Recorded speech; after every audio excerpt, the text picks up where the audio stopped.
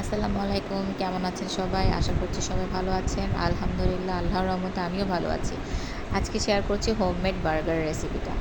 এখানে আমি মুরগির বুকের মাংস সব কিছু মেখে একটু আদা বাটা, রসুন বাটা, সয়া সস, গোলমরিচের গুঁড়া, শুকনো মরিচের গুঁড়া, মরিচ গুঁড়া দিয়ে কিছুক্ষণ ম্যারিনেট করে হালকা অল্প তেলে ভেজে নিয়েছি। আর এখানে যে মেয়োনিজটা দেখতে পাচ্ছেন সেটা আমি নিজের হাতে বাসায় তৈরি করেছি। অন্য কোনো সময় মেয়োনিজটা শেয়ার করব বানানোর রেসিপিটা। আর এখানে আমি শসা আর গাজর গ্রেট করে নিয়েছি, মেয়োনিজ আর ডিম আর মুরগি যে ভেজে মাংসটা ভেজে নিয়েছি সেটা একটু হাত দিয়ে ঝুরি করে মেয়োনিজের সাথে মেখে নিয়েছি। আর এখানে ইনস্ট্যান্ট বান নিয়ে এসেছি কিনে মেয়োনিজ হালকা একটু ছেঁকে নিয়েছি, ছেঁকে ওটার সাথে সস, টমেটো সস আর মেয়োনিজটা মিশিয়ে নিলাম। নিয়ে হালকা আলতো করে একটু পুরোটা একটু মেখে নিলাম তার সাথে।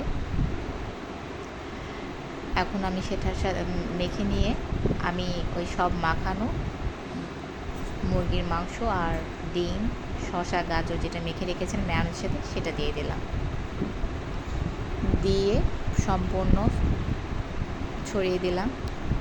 ব্যাস হয়ে গেল আমার বার্গার। এটা দিয়ে আস্তে করে হালকা একটু চাপ দিয়ে দিব, তৈরি হয়ে যাবে আমার বার্গার।